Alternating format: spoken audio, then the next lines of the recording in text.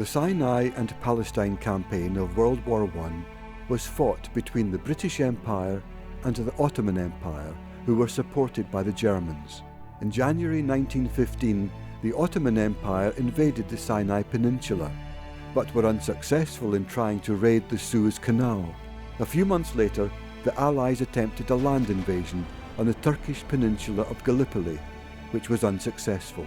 The campaign was abandoned. The Egyptian Expeditionary Force was formed in early 1916, and they were tasked with taking control of the Sinai Peninsula.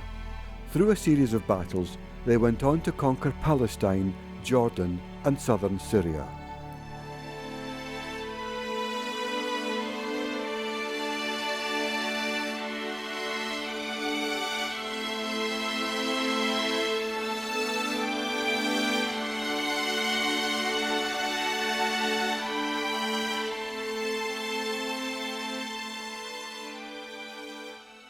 Reverend David Williams, who's with the 53rd Welsh Division, is talking about his time after his first real example of battle, writing home to his wife. The serious fighting came last Tuesday. We attacked a series of hills to the north of Beersheba at dawn, under cover of a tremendous artillery barrage. It was my first experience, although I had been under shell fire more than once. I can't tell you how I felt. The only sign I had was to find men falling all around me. Luckily, one had enough to do tending wounded, holding on like grim death. But at night we gained our point. The Turk has been driven back. The battlefield the next day was a sight never to be forgotten, and in the afternoon I was able to bury our own dead. Some of our best had fallen. I am alive, and well, thank God now, as we are behind the line. Our operations have been mainly on the Beersheba side, but the whole Turkish line has broken and has been pushed back. Yesterday was Sunday, and we had a short memorial service. Chaplains were not meant to be writing about military activities, but they often did. And David Williams's letters to his wife, which were censored by him, so they weren't censored at all really, actually do give a very clear picture of the horrendous activities that were happening and the loss of young lives. He's quite concerned about that. And the way that he writes back to his wife does show that he cared a great deal for these young men. And he was very concerned that they were given proper Christian burial, and also that they also looked after the fallen enemy as well. And that becomes quite apparent from all the people writing, that they also respected the fallen enemy, and that wherever possible they would immediately bury and look after the remains of the fallen.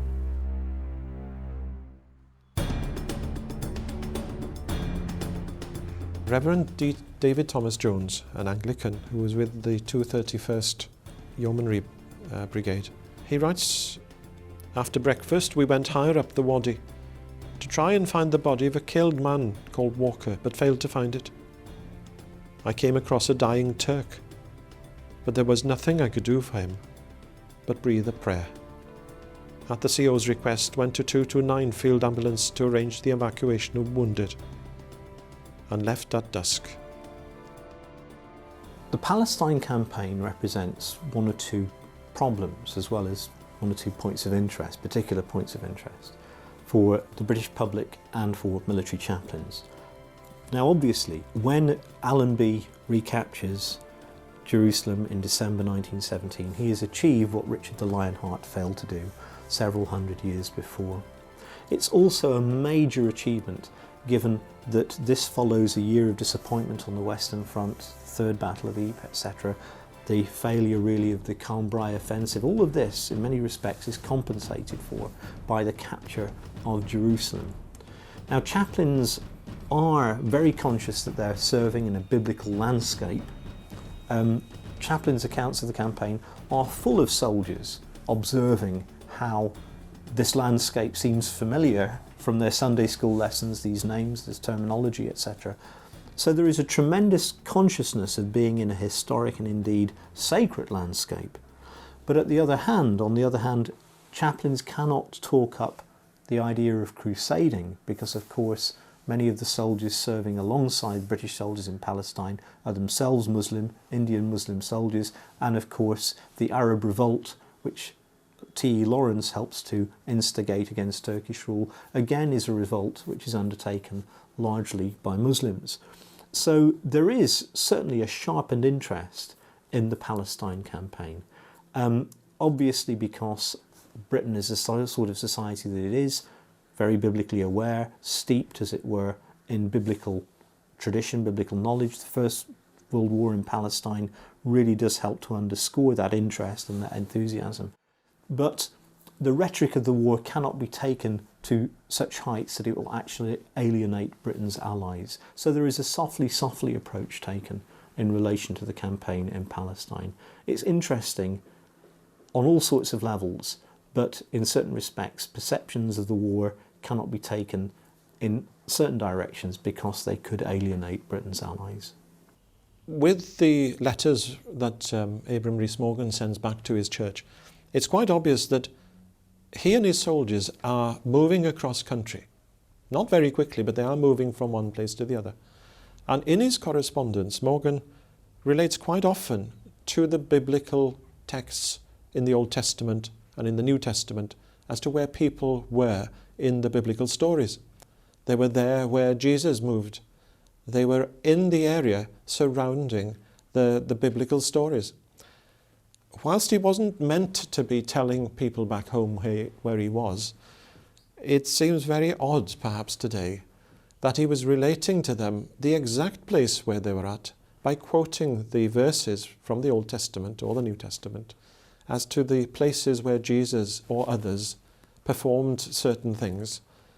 And people who would look up in their Bibles would actually see that they were on Mount something or other, or that they were at the valley leading to somewhere.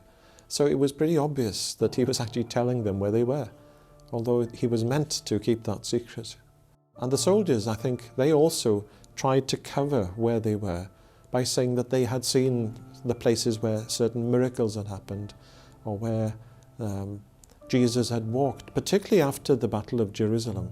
And the soldiers were allowed to wander about, escorted by chaplains and others. Some Navy chaplains serving at sea experienced one of the major naval battles of the war, the Battle of Jutland. On the 31st of May 1916, the Reverend Henry Dixon Wright was aboard HMS Barham, which was part of a flotilla squadron at Jutland. He was severely wounded during the battle and died of his wounds. A badly damaged HMS Barham managed to limp back to Scapa Flow in the Orkneys. There were 9 chaplains of the Royal Navy who died at the Battle of Jutland, with no known graves.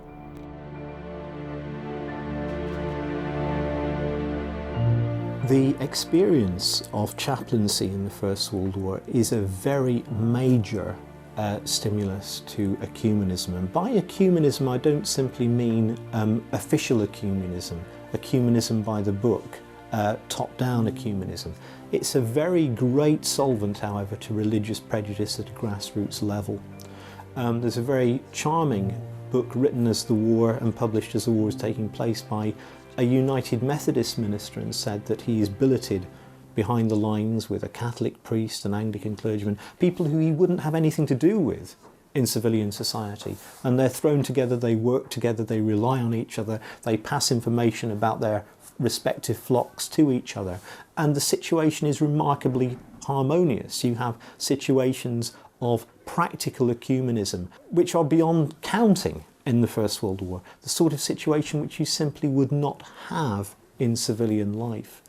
And I think it's really remarkable that one of the letters that I discovered in the Catholic chaplain's archives at Downside Abbey was written by a Jesuit to a senior Catholic chaplain, and said, if you see John Morrow Sims, who was an Irish Presbyterian and a senior chaplain, please do give him my best regards, because it was an honour and a privilege to serve under a man like him. And if you think an Irish Presbyterian and a Jesuit 100 years ago having a relationship of such mutual respect and esteem, inconceivable in civilian society, realised in the context of the First World War. Chaplains were quite often described in soldiers' letters. A young man from Anglesey, writing home to his family, mentioned that whilst on the Western Front, he had met a chaplain who was from Caernarfon, not very far away from his home, and who had conducted Holy Communion for the soldiers involved in whatever it was they were doing.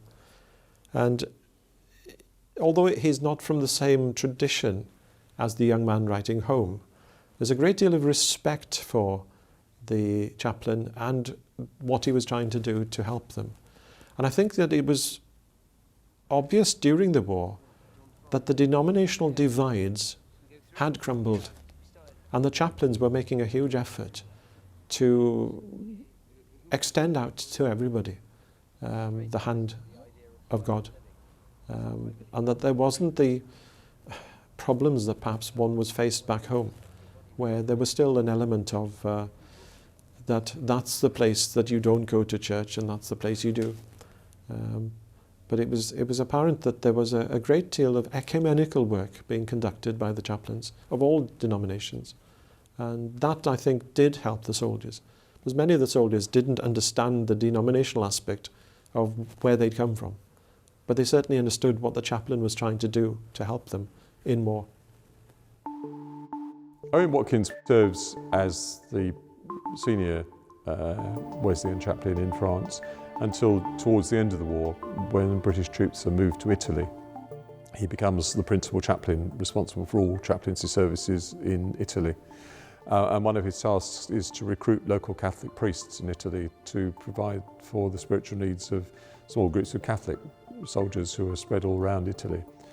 Interestingly, it gets to the ears of the Pope that a Protestant chaplain is employing Catholic priests, and a meeting is arranged. And Pope Benedict is reported to have said that it was a beautiful thing that he was doing, and it would be reviewed again at the end of the war. Army Chaplain's War Memorial is in the Royal Garrison Church of All Saints in Aldershot.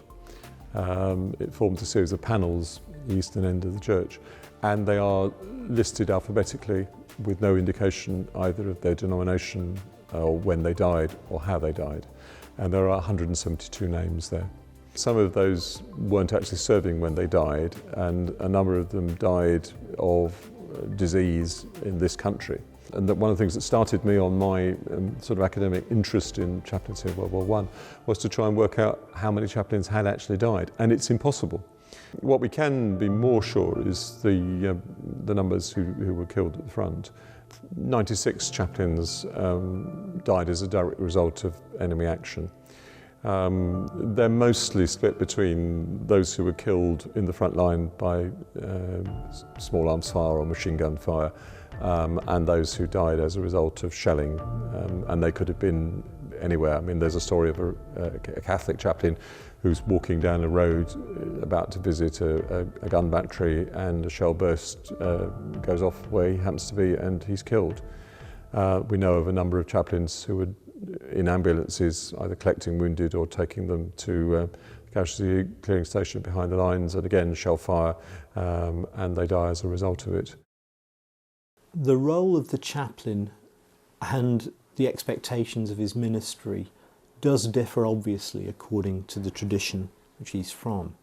For me, one of the outstanding chaplains would be Julian Bickersteth of the 56th London Division, who came from a very privileged clerical family, came back from Australia to join the Army Chaplains Department in 1915, served at the Somme, served throughout the battles of 1917 and on throughout the war. And his correspondence with his mother illustrates that this is a very sensitive, very robust and very courageous individual who is fully aware of the horrors of the war, the the demands that are placed on soldiers, the demands that are placed on fellow chaplains, and rises to the challenge with a great deal of faith, a great deal of good humour, and a great deal of humility.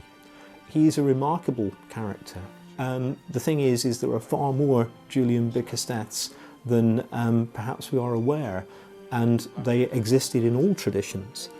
William Evans-Jones, the young man who felt the need to volunteer to be a soldier on the outbreak of the war, who was wounded and sent home, and his discharge paper says no longer fit for military duty. But he insisted that he want to go back to be a chaplain, and he was allowed to do that. And I think that his example of a young man committed to Christ, who felt the need to be there with and for the soldiers, it really gives an excellent example of how many of those chaplains felt. They were there to secure the spiritual aspect of the soldiers, to make sure that they were safe. Having been a soldier himself, he knew the dangers. He'd been in battle. He knew what they needed, and he was there for them. And perhaps misguidedly, he accompanied one of the advanced companies of his battalion during an attack at Villiers-Autreux in France in October of 1918, and he was killed. He was there to help those who were wounded, and he felt that it was his place to be with his soldiers. And I think that really, from the Gospel of John, there is no greater love. And on his tombstone, that's the little epitaph in Welsh: there is no greater love than a man gives his life for his friends. The overwhelming evidence, anecdotal for the First World War, but capable of being substantiated with statistics during the Second, particularly in another national context, indicates that soldiers find great support and comfort from religion. That protest atheism is a very rare phenomenon indeed. There's a very revealing account written by a YMCA worker in a YMCA hut from the latter months of the war, when two Canadian soldiers stand up in the hut and say that they had lost their faith in the front line, and a British soldier stands up and said that I had found my faith in the front line, and this soldier is applauded by those soldiers in the gathering. That the weight of evidence seems to be that reliance on God, which can be quite sophisticated, it might be quite crude according to religious observers, clergy, etc., is a very, very strong coping mechanism, very widespread coping mechanism in the British Army at this time. The idea that soldiers reject God as a result of the experience of the war is a hackneyed cliche. There is very, very little evidence of that. The evidence seems to point very strongly in the other direction. Many historians would point to the singing of rude songs, for instance, and saying rude poems and that kind of thing, and that was all true. But equally true was soldiers were also happy to sing hymns. And there's one story of a YMCA worker looking out on a group of soldiers in the pouring rain going towards the train, and they were singing quietly and to themselves without anyone encouraging them to do so, "Kindly Light, Lead Me On." So they knew their hymns. They knew their hymns really, really well. And one commentator writing during the First World War said that soldiers often used to quote hymn numbers to each other so that they would know what the first line was and therefore feel encouraged, and this kind of thing. So religion and their Christian faith, whether culturally or personal, was very vibrant during this period of the First World War. In the battlefields of the Western Front, a plant grew in the midst of the chaos, the bright red Flanders poppy. In 1915, Canadian Lieutenant Colonel John McCrae, after seeing the bloody conflict of Ypres, wrote the famous poem In Flanders Fields. Here's an extract of the first stanza. In Flanders fields the poppies blow between the crosses, row on row, that mark our place, and in the sky the larks, still bravely singing, fly, scarce heard amid the guns below. An American YWCA worker, Miss Moyna Michael, read it and wrote her own poem in reply to Macrae's called We Shall Keep the Faith. Here's an extract from the last stanza. And now the torch and poppy red we wear in honour of our dead. Fear not that you have died for naught. We'll teach the lesson that ye wrought in Flanders fields. At the YWCA War Secretaries Conference in 1918, she wore a poppy and gave some to the delegates. From then on, she wore a red poppy as a symbol of remembrance. Miss Michael campaigned to have the poppy adopted as a national symbol of remembrance. In 1920, the National American Legion adopted it as their official symbol of remembrance. The first poppy appeal took place in 1921 by the Royal British Legion. The poppy has become the symbol of remembrance for those who gave their lives. It's very interesting to note that some of the most iconic symbols of remembrance were very much influenced by chaplains, and in no situation is this influence most clearly felt than in the case of the unknown warrior who was interred in Westminster Abbey in 1919. The idea for this was essentially born of a chaplain's reflections on the number of unknown bodies who were actually buried in France and indeed elsewhere, and the idea of the unknown warrior, a soldier being brought back, given a place among kings, honoured by the public, by the empire at large as it were, given the sort of treatment which would only be accorded to the nation's greatest heroes. This is very much emblematic of one chaplain's experiences of the tremendous courage and resilience of British soldiers in this period, and the desire that those who were buried without an identity, for want of a better expression, would be honoured in a manner that was appropriate. And it really does give one an insight into the empathy and the compassion and the sense of solidarity which chaplains felt towards the men to whom they ministered.